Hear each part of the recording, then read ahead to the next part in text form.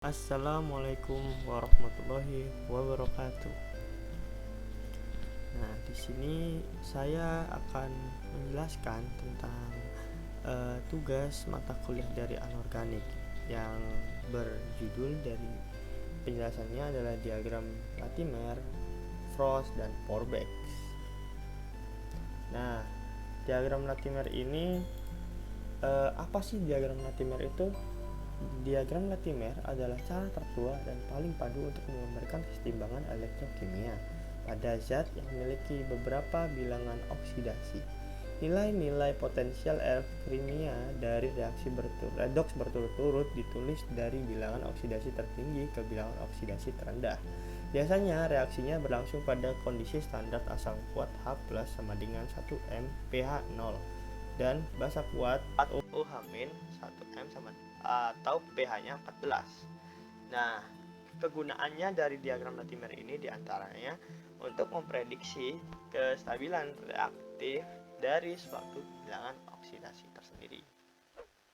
Nah, dari diagram Latimer ini yang saya ambil adalah Fe, yaitu besi ya. Nah, di sini ada dua diagram, yaitu diagram yang atas adalah keadaan asam dan yang bawah adalah keadaan basa.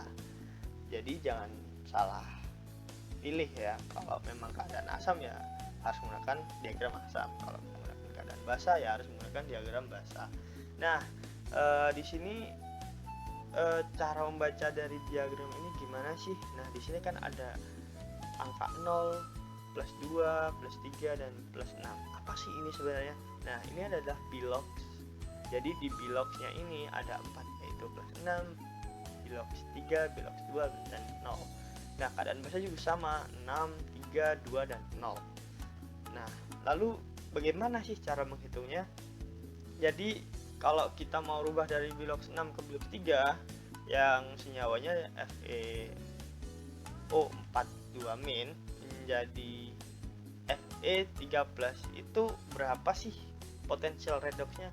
Nah, kalau potensial redoxnya berhubung di sini sudah diketahui, jadi dari 6 menuju ke 3 atau FeO42- menjadi Fe3+ itu energi potensial redoxnya adalah plus 2,2.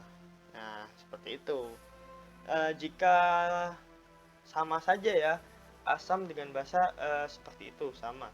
Nah, di Fe jika kita mau dari bilox 3 nih menuju ke 0, bagaimana caranya? Apakah kita jumlahkan dari sini potensial redoxnya atau kita jumlahkan dua-duanya? Tidak. Jadi cara menghitungnya adalah jika Fe3+ itu dengan mau ke Fe, jadi dengan cara delta G. Nah, reaksi yang pertama ditentukan dulu delta G-nya, terus kemudian reaksi yang kedua ditentukan juga delta G-nya. Setelah itu kita dapatkan nilai delta G keseluruhan dari reaksi atau delta G3. Dari nilai tersebut, nah baru kita bisa tentukan nilai E-cell reduksi dari plus 3 ini ke 0. Nah, seperti itu ya, sama meskipun kita dari 6 ke 2 juga sama, maupun 6 ke 0 juga sama, malah caranya juga seperti itu. Nah, kalau selanjutnya ada di diagram Frost. Apa sih diagram Frost ini? Diagram Frost ini adalah diagram yang mengplotkan nilai delta G per F atau Na cell versus bilangan oksidasi pada saat Na sama dengan 0. Biasanya akan dibuat plot jika keadaannya pH-nya 0 itu sama dengan asam, dan jika keadaan pH-nya 14 itu keadaan basa. Nah, di sampingnya ini ada diagram Frost. Jadi di sini diagram Frost ini caranya gimana sih membacanya? Nah, di sini kan ada dua sumbu. Yang pertama ada sumbu Y dan sumbu X. Di sumbu X ini apa sih sebenarnya? Nah, sumbu X ini adalah bilox ya. Jadi 1, 2, 3, 4, 5, 6 itu bilox, nggak ada yang min. Tapi jika Y, sumbu Y-nya ini, sumbu yang ke atas ini adalah Na cell. Ya, Na cell. Jadi meskipun minus juga it's okay. Nah, ada dua garis di sini, yaitu garis biru sama garis merah. Nah, garis biru ini adalah asam. Nah, garis merah ini adalah basanya. Jadi, jika kita bertanya tentang zat mana yang stabil dari zat yang memiliki nilai Na cell paling stabil ya, adalah nilai yang paling rendah. Itu adalah paling stabil. Na cell-nya paling rendah nih, adalah paling stabil. Dimana dari yang garis biru adalah yang paling rendah, adalah Fe2+. Ini nilai Na cell-nya paling rendah ya. Jadi Fe2+ ini adalah nilai yang paling stabil. Begitu pula yang dengan basa. Basa juga begitu. Fe2- ini adalah paling stabil dari yang lain. Jadi Na yang paling rendah itu sama dengan zat yang paling stabil di antara semuanya. Jadi yang di asam ini adalah Fe2+, yang di merah adalah FeO2-. Begitu ya. Nah, selanjutnya kita menuju ke diagram Pauerback. Nah, diagram Pauerback ini diagram apa sih sebenarnya? Nah, diagram Pauerback ini adalah diagram potensial pH yang memetakan fasa-fasa stabil logam yang berada dalam kesetimbangan termodinamika sebagai fungsi dari potensial elektroda dan pH lanjutan. Apa sih kegunaannya diagram Pauerback ini? Untuk memperkirakan arah, tentunya arah reaksi ya, arah reaksi spontan, komposisi produk, korosi, dan perubahan lingkungan yang akan mencegah atau menurunkan laju serangan korosi. Nah, di kanannya ini adalah sebuah diagram ya, sama. Diagramnya adalah diagram dari yang saya ambil adalah diagram besi, Fe tentunya. Nah, bagaimana cara membaca dari diagram ini?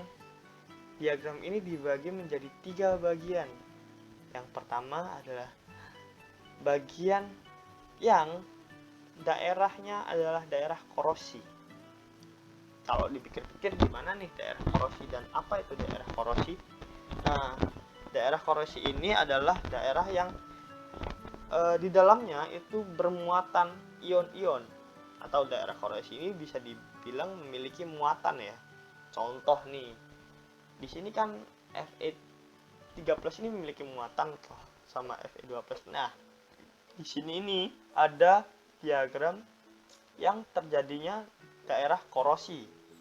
Nah, ini nih, dua ini adalah daerah korosi. Nah, ini termasuk daerah zona korosi ya, jadi itu pasti jadi korosi. Yang kedua ada zona imun. Apa sih zona imun ini? Zona imun adalah zona yang dimana daerah asalnya atau daerah aslinya yang kita ambil kan tadi besi toh, Fe. Nah, daerah aslinya itu Fe itu. Nah, itu adalah daerah yang dimana yang asli dan tidak tersentuh apapun. Jadi disebut zona imun. Itu adalah Fe sendiri yang berada di bawah nih. Pasti di bawah. Biasanya itu pasti di bawah dari diagram Pauerback. Nah, yang ketiga, yang terakhir nih, ada zona pasif. Apa tuh zona pasif tuh? Zona pasif itu ini keterdapatan dalam O dan H. O atau H lah lebih tepatnya. Nah, di sini tanda-tanda termasuk daerah pasif. Contohnya di sini nih ada Fe2O3, Fe3O4. Nah, di sini daerah pasif nih. Kemungkinannya tidak terkena korosi, yaitu daerah pasif ini yang kemungkinan tidak terkena korosi. Nah, ini dua-dua ini jadi daerah pasif ya. Nah, terus ini ada garis-garis putus atau daerah-daerah putus nih. Apa itu daerah-daerah putus? Nah, daerah-daerah putus ini adalah kestabilan dari air ya. Jadi cara membacanya dari diagram Korbach itu tadi seperti itu. Oke, oke. Sekian dari saya. Apabila ada salah kata, salah dalam penjelasan, mungkin bisa diletakkan di komen atau di kolom komentar ya. Terima kasih dan thanks for watching.